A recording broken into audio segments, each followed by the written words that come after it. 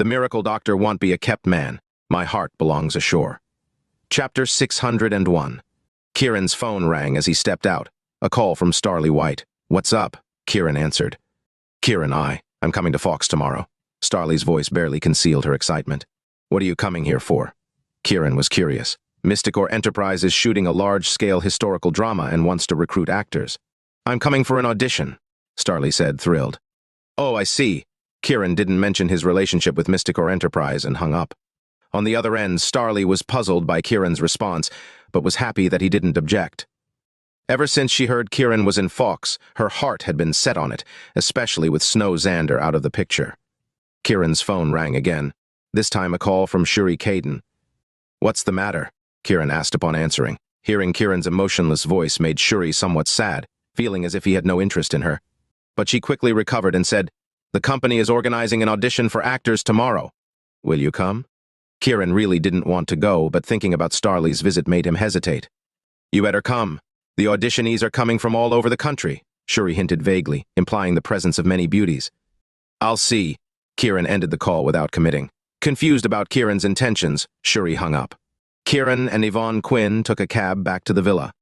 Back at the villa, Yvonne excitedly tried to engage Kiran, who firmly rejected her advances. He allowed her to stay by his side, but that didn't mean he accepted her. Snow Xander, his wife, was his true love. After a video chat with Snow and saying goodnight, Kiran went to bed. Archie Campbell's family returned home, with Lucia Jensen being more proactive, fearful of losing the newfound wealth if Archie decided to divorce. Although Archie was angry, he found it hard to go through with the divorce after decades of marriage. Bianca Campbell was absorbed in her phone, excited about Mysticor Enterprise's casting call for actors the next day. "Mom, Dad, I'm going to audition at Mysticor Enterprise tomorrow to become an actor," she exclaimed. "That's great," Lucia exclaimed joyfully. "Our Bianca is so beautiful, and now, with the support of Lord of the Sea as a streamer, becoming a famous actor would be even better." Then, intentionally shaking Archie's arm, she coquettishly added, "Right, dear?" Impatiently, Archie nodded. "Yes, yes, yes." After speaking, he went to take a shower and then to bed, pondering his biggest loss was missing out on Kiran. Bianca went off to her live streaming. Lucia, with a cunning gleam in her eye and a mature charm on her face, also decided to take a shower. When she returned, not only was she dressed to kill, but she was also enveloped in a strong fragrance.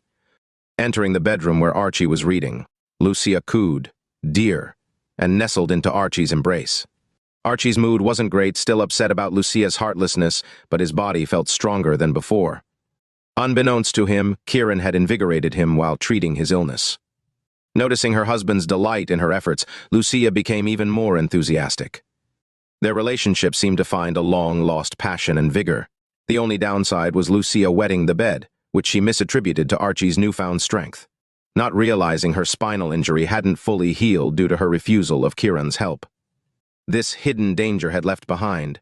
She never dreamed that it would get worse. The next day, Kiran visited Sawyer Sinfield's home early. Shuri was happy to see him and asked, "Where have you been staying these past few days?" "Fox Hill Villa," Kiran replied. "Fox Hill Villa?" Shuri exclaimed, surprised. "A friend lent it to me for a bit." Kiran didn't elaborate further. After treating Sawyer and others, Shuri asked if Kiran was going to the company that day. "You go ahead. I've got some things to handle here. We'll see about later," Kiran told her. Disappointed, Shuri nodded and left, wondering what kind of woman could possibly catch Kiran's interest. Her interest in Kiran was growing, and she found herself wanting to be closer to him more than ever. Seeing Kiran stay behind, both the healing prince and Father Larson knew Kiran had matters to attend to. They stood before him like schoolchildren, greeting him respectfully. Kiran looked at the two of them. "Father Larson, stay here and recuperate. Healing Prince, go to the Lions Club and ask for 100 billion yuan to treat those who have fainted from the poison." When the Healing Prince heard that he wanted 100 billion yuan, his eyes immediately lit up. He loved money. In the past, asking for a few 100 million yuan was not a small amount. Kiran immediately asked for 100 billion yuan. It was so beautiful. He hurriedly nodded. "Okay, young Master York. Don't worry and go make a fuss." "Don't be afraid of things getting out of hand," Kiran emphasized. "Don't worry, young Master York." The Healing Prince was full of confidence, as if he had just obtained a precious sword. After Kiran guided the two of them in their cultivation, he went to Mysticor Enterprise. On the way, he received a call from Starley, who had already arrived at the Xander Corporation, waiting in the first-floor meeting room for her audition. Upon reaching the corporation, Kiran saw Chief Duncan training the security staff. Chief Duncan, spotting Kiran, quickly reported to him with an eagerness to please. Kiran, after offering a few words of encouragement to the young, spirited security staff, proceeded inside.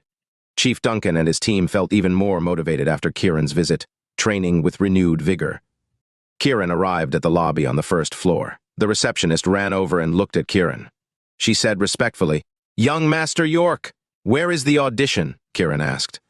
"It's right here." The receptionist extended her hand and led the way. Kiran followed. As Kiran passed by the restroom, a woman exiting didn't notice the raised threshold and stumbled. Reacting instinctively, Kiran caught her, but his hand placement was awkward, landing on her front. The woman screamed, "Catch the hooligan!" The entire first floor could hear the shout clearly. The dozens of women who were auditioning looked over. Kiran, caught in an embarrassing and misunderstood situation, stood there like a common street thug under the scrutinizing gaze of the crowd. Chapter 602. Kiran looked down. The woman he had saved from falling over was tall and slender. She was about 30 years old and was wearing a well-fitted short purple dress. It wrapped tightly around her dainty shoulders, thin waist, and long legs. Her curves were exquisite and sexy. At this moment, the woman's face was covered in rage. She no longer had the charm and beauty of a woman who was on a live broadcast. Kiran had already removed his hand calmly from the woman. She hurriedly held onto the door frame, her slender legs trembling under the black silk stretched over them. The black high heels on her feet clicked as she shook. The tiny tap sounded like knocks asking to enter a man's heart. If an ordinary man saw this, his blood might start traveling to certain places, be it to his nose or his pants. However, Kiran acted as if he had not noticed anything. The woman was already about 5 feet and 8 inches tall in her high heels, but she still had to look up to meet Kiran's eyes. The woman's eyes widened and her face scrunched up as she prepared to spew fire. She raised her head and roared, "You hooligan!" Kiran ignored her and walked away as if he did not hear her. She was completely enraged. "Catch that pervert!" Kiran wanted to ignore her, but when he heard her shouting, he stopped in his tracks and turned around to look at the woman again. "I'm a pervert, am I?" "Yeah, you are," the woman declared. Kiran sneered.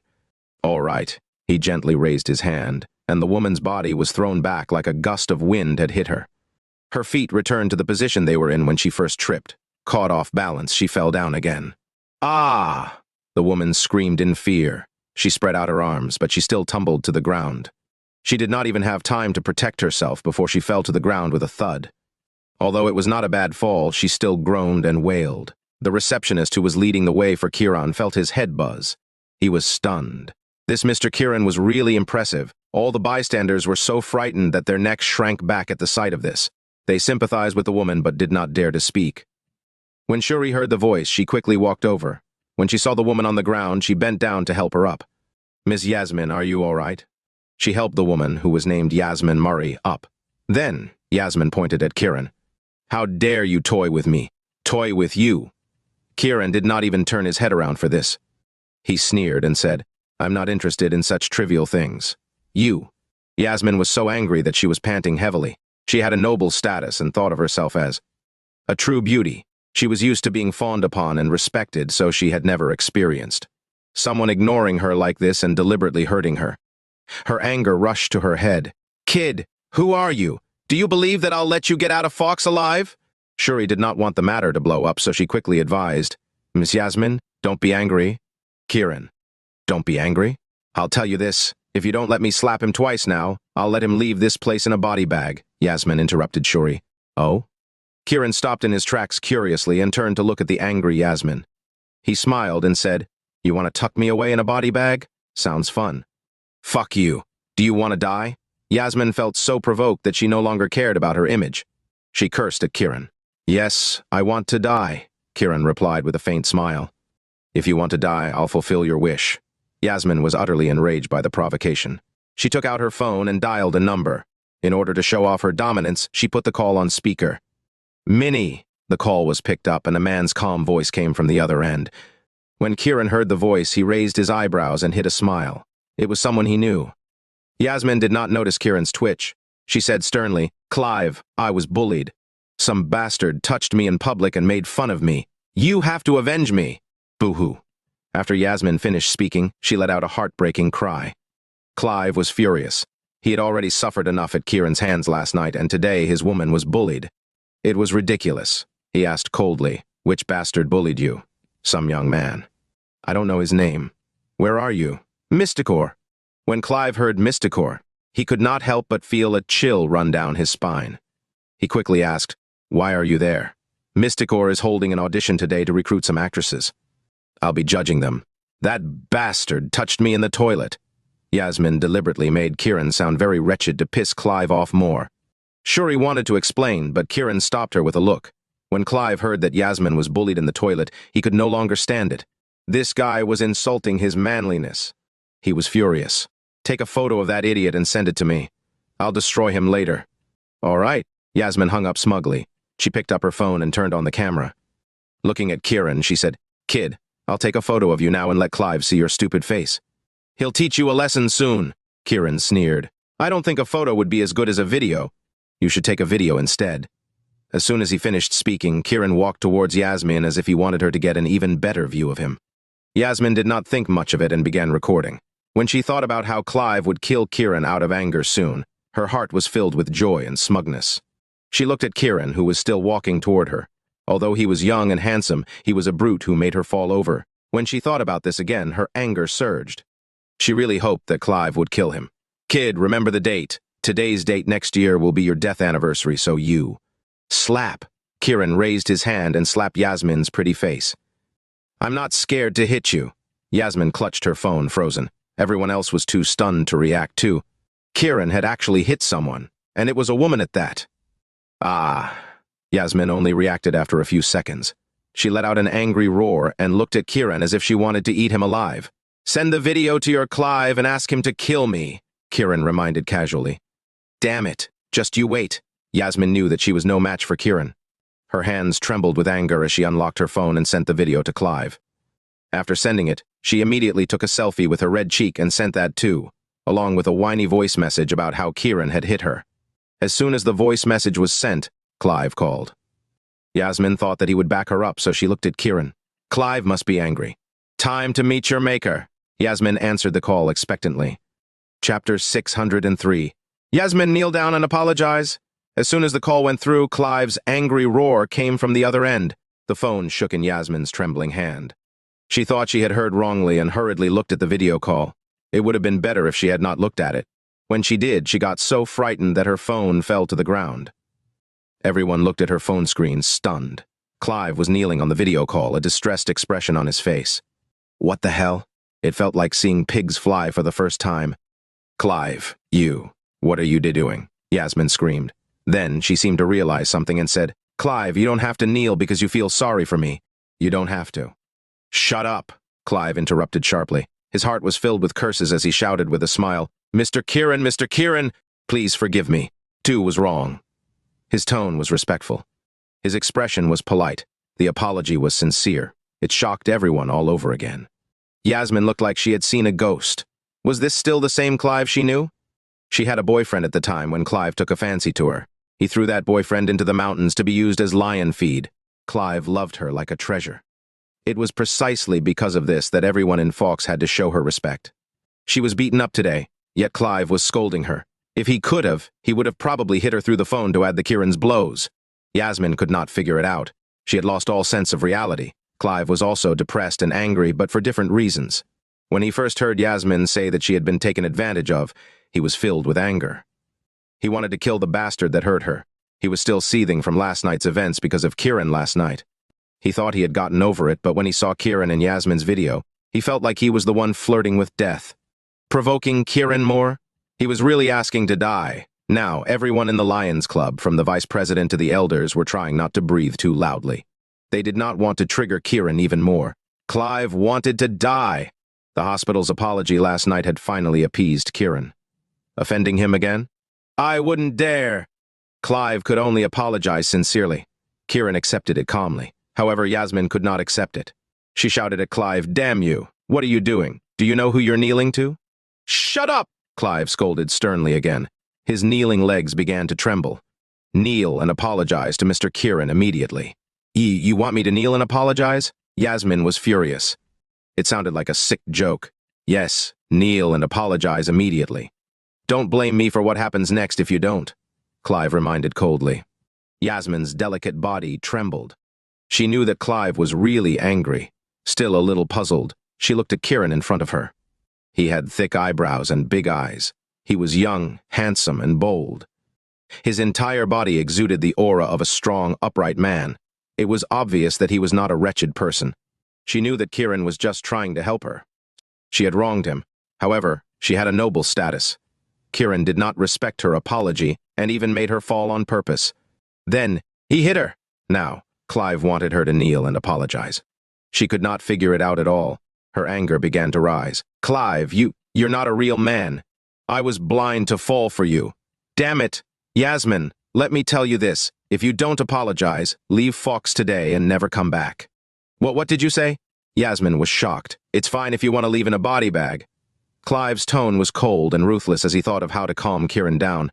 Hiss, Yasmin gasped. Clive wanted to kill her? She knew about Clive's ferocity and how domineering he could be. She thought about how he was kneeling over video call. Could Kiran really be Clive's match? Thinking of Kiran's coldness and dominance, she began to feel afraid. Chapter 604. She was not stupid. She realized the problem and kneeled in front of Kiran with a plop. I'm sorry, Mr. Kiran, I was blind. Slap. Slap. Kiran raised his hand and slapped her twice. He did not hold back at all. Blood flowed from the corner of Yasmin's mouth. However, there was no anger even after the beating. She looked at Kiran sincerely, begging for mercy. Since you're blind, why are you still a judge? After Kiran finished speaking, he walked away.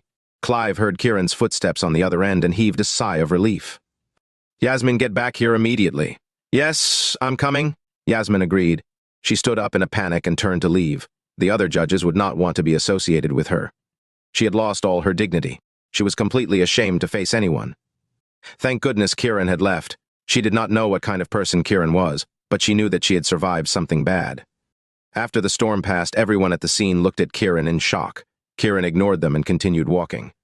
He suddenly noticed Bianca. Bianca had seen Kiran making Yasmin kneel just now. Her face was filled with cold arrogance as she pursed her lips at him. Violent man! Kiran naturally would not lower himself to her level. No matter what, Archie was someone who treated him well. He ignored her and was about to find a seat. Kiran, you're just a lowly security guard. What are you doing here? Bianca was a little annoyed when she saw that Kiran ignored her to look for a seat. Kiran did not say anything and sat down. Bianca looked around at the 30-some female applicants and said, This man is the lowly security guard of Mysticor Enterprise. He came here to watch you girls. You girls have to be on guard in case a pervert stares at you or secretly takes photos. Everyone's curiosity over Kiran immediately disappeared when they heard this. What replaced it was disdain. Bianca was happy to see everyone's reaction. Kiran, a frog can never become a prince. Any one of us women could become a megastar. When that happens, you won't even have the right to look at us anymore. In her eyes, it did not matter if Kiran had martial arts skills. Society relied on connections and riches. Hello, Mr. Kiran. At this moment, two sweet voices floated over. Bianca looked over and was immediately shocked. The voices came from two beautiful, sexy, and enchanting women here for the audition. Kiran looked up and recognized them. They were Ruby's two best friends, Faith and Shirley. Oh, you guys are here too. When Faith and Shirley heard Kiran speak, they took the initiative to take things up a notch. It was as if they had won the lottery. They sashayed their delicate hips and quickly walked up to him, showing off their beauty and charm to Kiran. They even plastered a charming smile on their faces and said, We heard that you guys were hiring actresses, so we wanted to give it a try. If we can succeed, our lives might change. The two women seemed to have trained together. Not only did their voices sound similarly sweet, but their tone and phrasing were also the same. They looked at Kiran with a gentle seduction. What puzzled everyone the most was that the two women were actually leaning over in front of Kiran.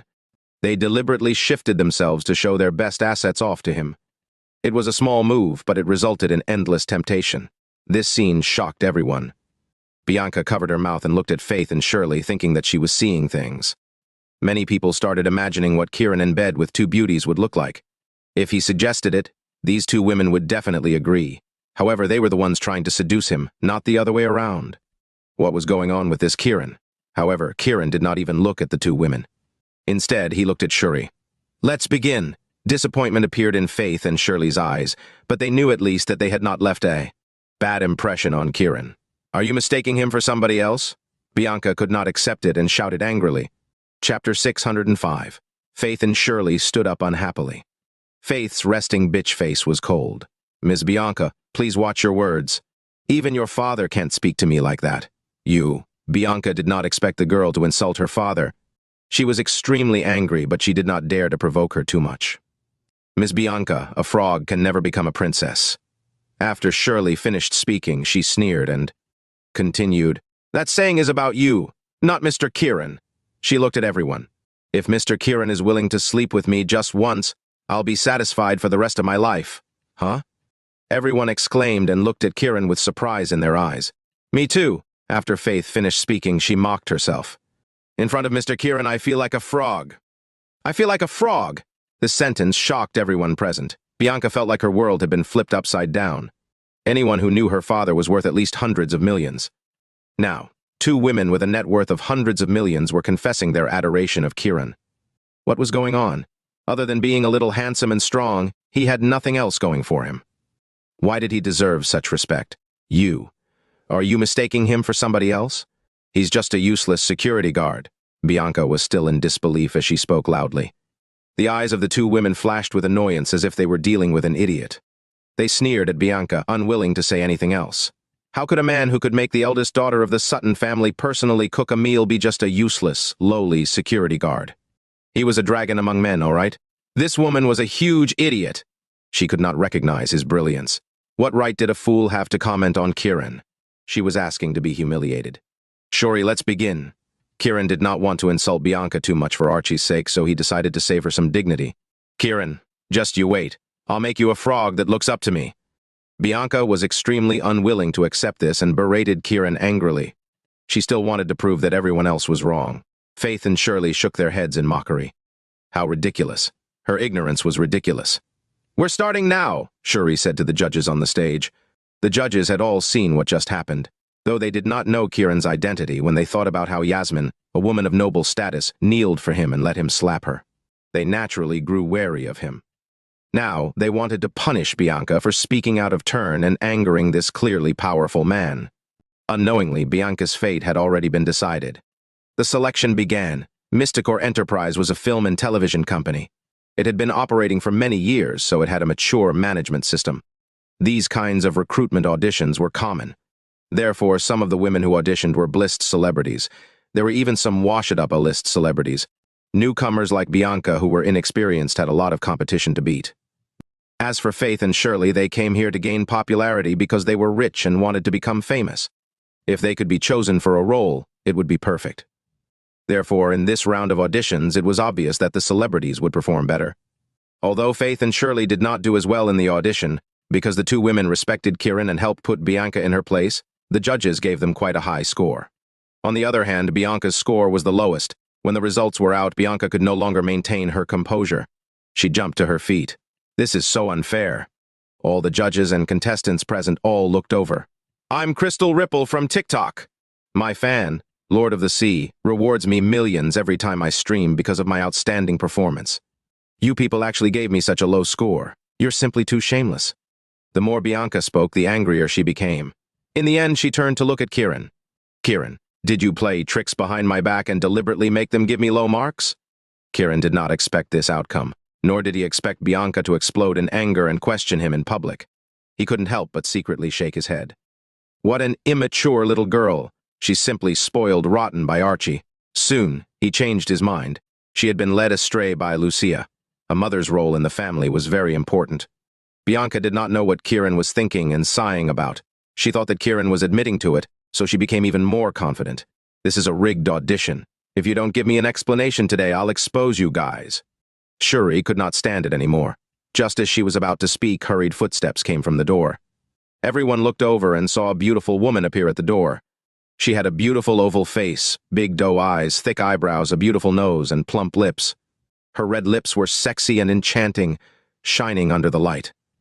She was wearing a white dress and flesh-colored stockings.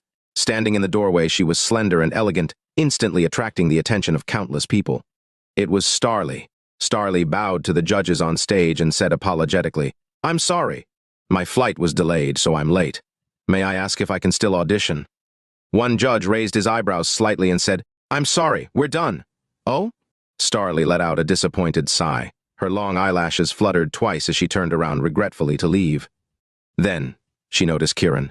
The disappointment on her face was swept away. She ran over in her high heels. Kiran!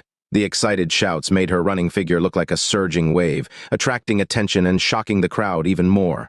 Everyone looked over.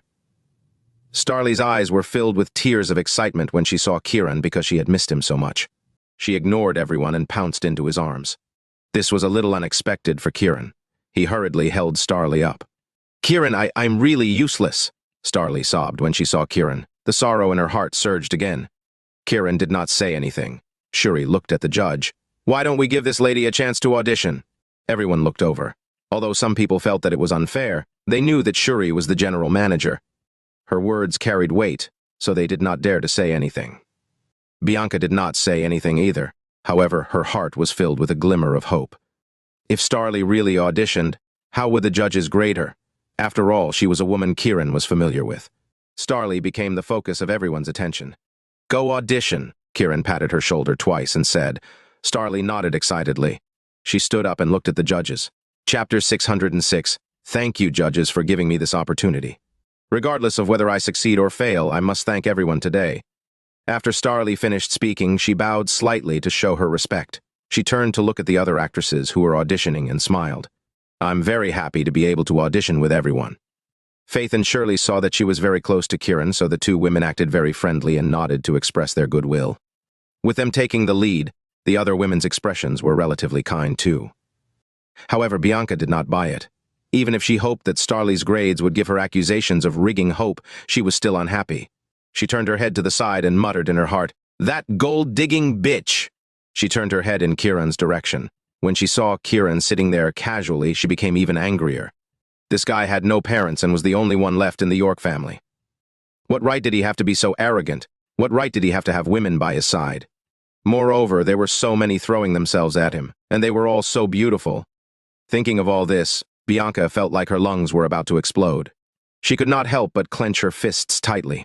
Her eyes were sharp, cold, and filled with anger. Kiran did not care about Bianca's reaction. He was already used to this woman looking down on him. Although he had gotten his revenge, he left her with pride. He hoped that this woman would learn a lesson from him to mature a little and give herself a good future. That could be considered his repayment to Archie and himself. He was really repaying evil with kindness. Bianca, on the other hand, was completely envious and jealous. There was also a deep sense of resentment. Starley had already started to perform. Kiran's gaze fell on Starley. He suddenly realized that this woman was actually very talented and had good qualities. If she was properly marketed, she had the potential to become a popular female celebrity. Thinking of this, the expression on his face brightened even more. Shuri naturally saw this slight change. Shuri looked at the judges on the stage and nodded slightly. The judges on the stage understood her and knew that Starley was going to be accepted. As a judge, this was standard practice. Who would believe that any audition was truly not rigged? Judges steered things in the right general direction for their bosses. Otherwise, if the boss was unhappy, how would the judge have a job? After Starley's performance ended, the judges gave her scores one by one. She almost got a perfect score of 10 points. The lowest score given was 9.7 points, and most of them gave her a score of 9.9. Although she did not get a perfect score, on average her scores were very high. They were much higher than the previous auditions. When the actresses saw this, they felt a little disappointed. However, no one was a fool, especially the washed-up Alisters. Back then, they were able to climb up the ranks not only because of their ability and talent, but more importantly, because of their looks and unspoken rules. Now that Starley had a good relationship with Kiran, he would naturally take care of her. Therefore, many people remained silent. In order to please Kiran, Faith and Shirley clapped and cheered. Starley's performance was outstanding. Starley is going to dominate the silver screen. Congratulations, Starley! The two women put their personal desires aside and began to praise loudly. Starley's cheeks were red and she was a little embarrassed. She kept bending down to thank the judges in the crowd. Seeing that the time was over, Kiran stood up and was about to leave. Shouldn't this gift be repaid by sleeping with Kiran? Bianca suddenly said loudly. The scene instantly fell silent as everyone looked at Kiran. Chapter 607. Kiran turned to look at Bianca. Bianca's face was filled with anger. Kiran, let me tell you this. Even if you're very powerful, I still don't like you. Even if I don't get selected, I won't be taken advantage of by you." Then she looked at Starley with a cold expression and said, "Go accompany Kiran, but be careful not to accompany him to the grave one day." Bianca's words shook the room. Some people were happy, others were mad, and most were shocked, senseless. Kiran was already used to Bianca's personality. It was like Lucius. He did not get angry and continued walking. However, Starley refused to accept it. She would rather humiliate herself than let Kiran suffer humiliation. She looked at Bianca angrily. "If Kiran is willing to accept me, I'll give up anything for him, even my life." Kiran was slightly surprised when he heard this, but he did not stop. "Kiran, did you hear that? She's confessing to you!" Bianca deliberately sneered and shouted at Kiran. When Kiran heard Bianca's shout, he stopped in his tracks and turned to look at her. "Go home now that everything's finished. I don't want Mr. Archie to worry." "Tesk!" When Bianca heard Kiran lecturing her, she became even angrier. Her voice was thick with disdain. "What right do you have to talk about my family? Just accept her confession." Bianca's tone was sharp and unkind. It was obvious that she found it hard to accept Starley's confession to Kiran. "I'm telling you, Kiran will never fall for me." Starley could not take it anymore and said bitterly to Bianca. Bianca was slightly stunned. Was Kiran that awesome? She did not believe it and sneered. The woman he likes probably doesn't like him back. "Huh?" Starley sneered. "Kiran's wife is too beautiful. Us other women can't compare to her at all." Thinking of Snow, Starley felt ashamed about her inferiority. She was considered pretty, but compared to Snow, she was a pig. Bianca thought Starley was talking about Yvonne. That sickly woman could die any time. What's the use of being beautiful? She should be careful not to give birth. She could die any time. When Kiran heard this, he thought of the love spell. He was very angry that he could not be with Snow, but he still tried his best to control his anger and left. "Kiran, even if I can't be selected, I'm still better than you. You're still inferior to my master, Lord of the Sea." When Bianca saw that Kiran was ignoring her, she followed him out and did not forget to humiliate him loudly. When Starley heard the words Lord of the Sea, she was slightly stunned. Was that not Kiran? However, when she saw that the two of them had already left, she did not speak up. Kiran went upstairs to Shuri's office. 15 minutes later, Shuri finished closing up and returned to her office. She was a little stunned to see Kiran sitting there. "I thought you left." "Who was selected in the end?" Kiran asked. "I haven't decided yet." "I'll wait for your decision."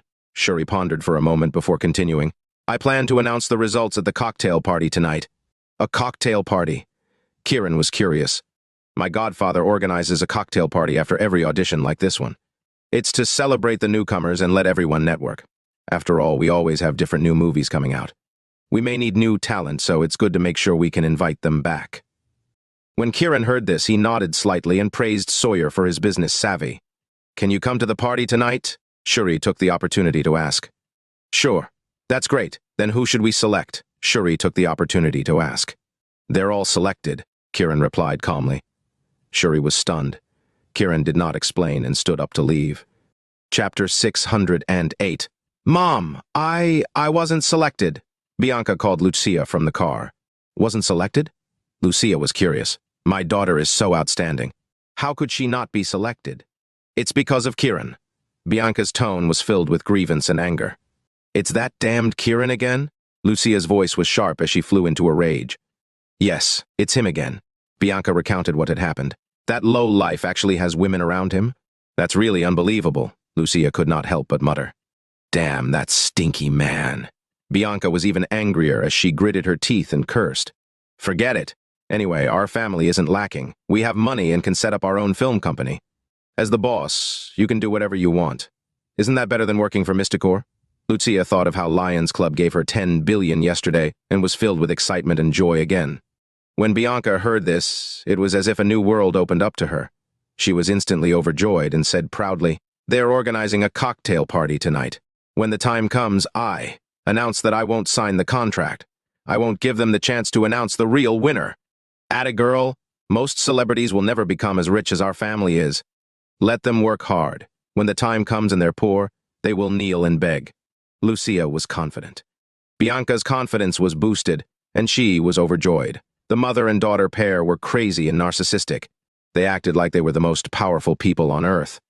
In the end, their narcissism reached a crazy state. They seemed to have forgotten that the Lions Club gave the money on account of Kiran. They had already planned for Bianca to reject the contract during the cocktail party. On the other hand, Kiran went to the Lions Club. Although he had agreed to meet the Lions Club in 7 days' time, he had asked the Healing Prince to come and ask for money to save someone today. He did not know what was going on, so he came to take a look. The Healing Prince was standing at the entrance of the Lions Club, waiting for feedback.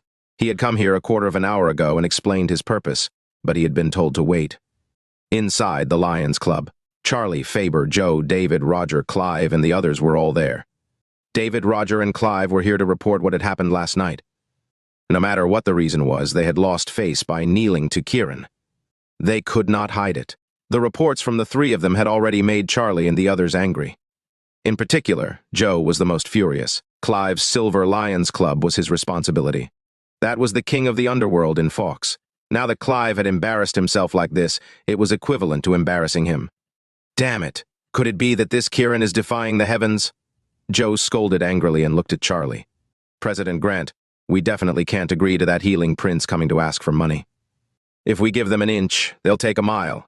They'll never stop asking. Faber did not say anything, but his eyes were filled with worry. Was Kiran really going to wait for 7 days to destroy the Lions Club? When he thought of Kiran killing that ghost, he absolutely believed that Kiran would do as he said. Kiran really had that kind of strength. Now, Faber felt that there was really no one in the Lions Club who could compete with Kiran. He did not know if there was anyone in the Imperial Dragon who could resist him. Kiran had already scared him out of his wits. Joe did not know that his little eyes had been rolling around. His real goal was to anger Faber. Seeing that Charlie did not speak, Faber fell into deep thought. He deliberately sneered and said, "Anyway, my martial strength in the Lions Club is not the highest. If I really embarrass myself, it won't be me who suffers." Chapter 609. Charlie's expression became uglier and uglier. Joe's words undoubtedly meant that he was embarrassing himself. After all, he had a responsibility over Lions Club and wanted to become the future president. If he could not fight Kiran, who would listen to him in the future? After figuring all this out, he looked at David and the others and snorted. "Useless trash!" The expressions of David and the others suddenly changed. They lowered their heads, not daring to say anything.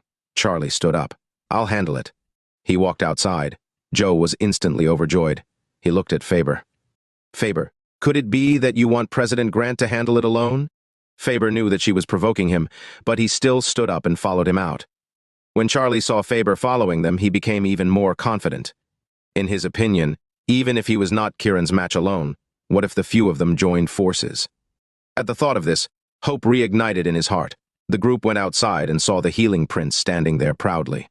His beard and hair were all white, and he looked like a sage. However, to them, this was a huge trigger. This was the Lions Club that everyone in Fox respected. They were actually blocked at the door and being asked for money. It was extremely embarrassing, and their anger became even stronger. "Fuck! You old thing, you actually came to our place to scam us?" In order to anger everyone, Joe fanned the flames and cursed.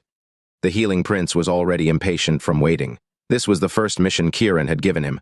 If he did not do it well, how embarrassing would it be for him? It would affect Kiran's impression of him. After waiting for a long time, he did not expect to be cursed. His anger immediately rose. "You're courting death." As soon as he finished speaking, he raised his hand, and a stream of poisonous powder flew towards Charlie and the others. "Scatter!" Charlie shouted, and everyone fled in all directions. He also raised his hands, and a burst of internal energy shot out. There seemed to be a fluctuation in the air, and the internal energy and poisonous powder quickly disappeared. No one was poisoned. The Healing Prince was a little nervous. The other party was very powerful, and he was not his match. When Joe saw that Charlie wanted to resist with force, she was overjoyed. He shouted from the side, "President Grant, catch this old man and ask him to treat the poisoned person. If he doesn't, kill him." Charlie's eyes lit up. In any case, Kiran was not around. The Healing Prince was just a piece of trash. He said coldly, "Healing Prince, if you take the initiative to treat and save people now, nothing will happen. Otherwise, don't say that we weren't nice to you." When the Healing Prince saw that the other party was not afraid of him, although he felt uneasy, he felt that he could not embarrass Kiran. He calmed down and said firmly, "You're courting death." He stepped forward again and waved his hands at the other party, releasing poisonous gas. "You overestimate yourself?" Joe looked at him with disdain. "Scatter!" Charlie had the experience from before. He shouted again and used his inner energy to disperse the powder. The Healing Prince's 2 attacks were easily neutralized. In front of him, the Healing Prince had already become helpless. "Save him or die!" Charlie looked at the Healing Prince and said coldly.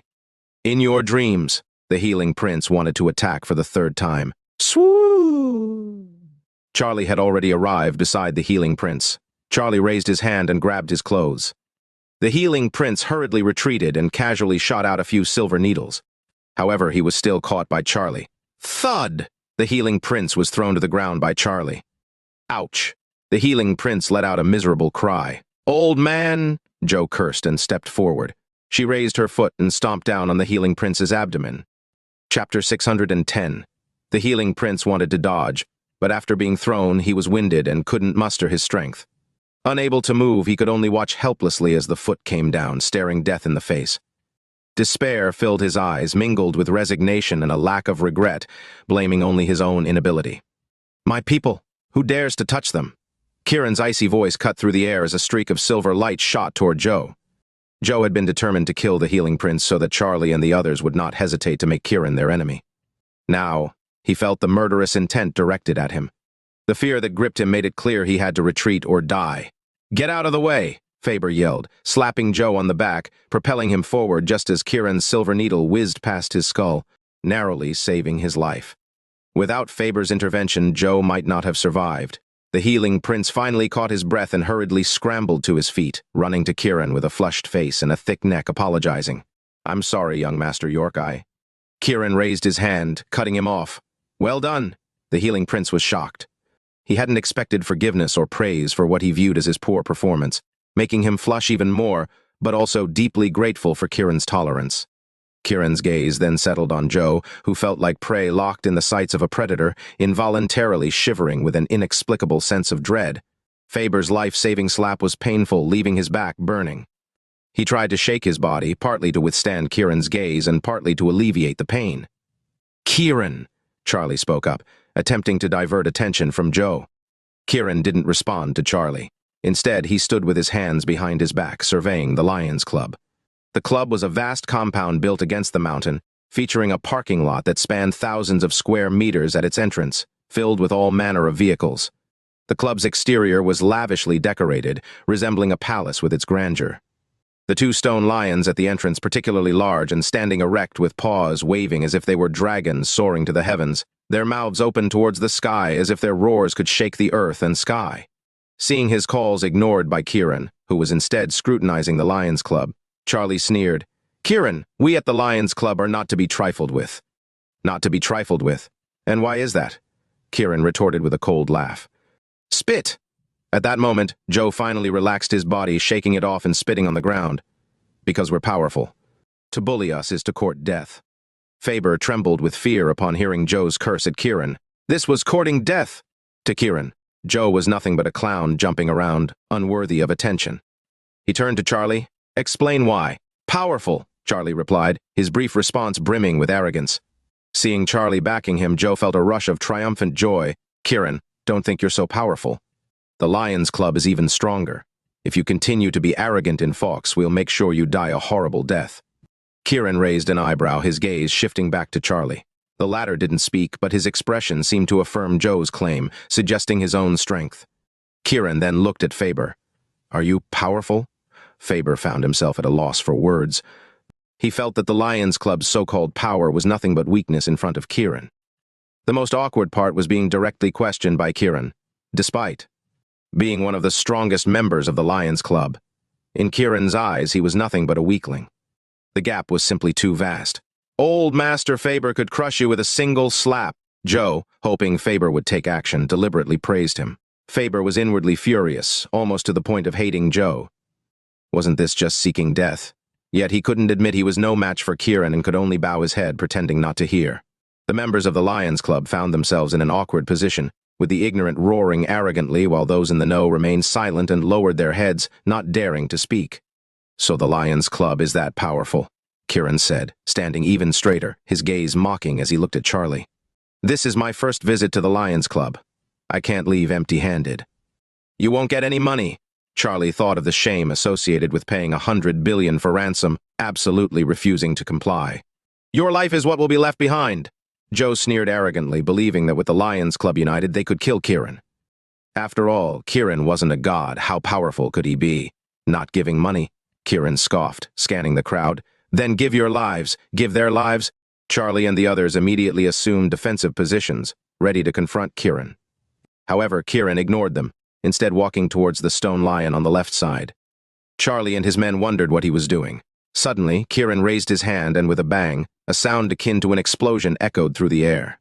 The towering stone lion, as if struck by a bomb, shattered into pieces, scattering fragments all over the ground. The defensive aura that Charlie and his men had just raised vanished without a trace, their faces filled with astonishment and tension. Had it been a body, it likely would have turned to mush. After all, what body could be more robust than a stone lion? Joe couldn't help but twitch at the corners of his mouth. Kiran was too powerful. Yet, thinking of his repeated insults toward Kiran, he felt compelled to continue on this path, to kill Kiran or face his own doom. He quickly said, "Kiran, you only dare to take your anger out on these stones." Realizing the situation, Charlie also adjusted his stance, signaling to Faber to prepare for defense. Faber, though ready, lacked confidence. Knowing Kiran's strength, he was exceptionally fearful. Joe verbally provoked and mocked Kiran, acting tough, but internally he was worried about Kiran launching a sudden attack. Kiran continued to ignore them, walking over to the stone lion on the right. He raised his hand to touch the lion's leg as if greeting a pet, appearing rather friendly. Charlie and his men were confused by Kiran's actions and were about to ask when they suddenly saw Kiran lifting the stone lion with one hand. This sight stunned everyone. Each of these stone lions weighed several tons, difficult even for a crane to lift. Yet, Kiran lifted it with one hand. First, a slap shattered a stone lion, and now, lifting one with a single hand. It was beyond human. Faber's heart sank. Recalling the scene at the Sutton family manor, Kiran seemed even more godlike in his eyes. "Not giving money?" Kiran scoffed, his gaze coldly sweeping over Charlie and the others. "Then give your lives." Whoosh. The stone lion in his hand flew like a meteor towards Charlie and his men.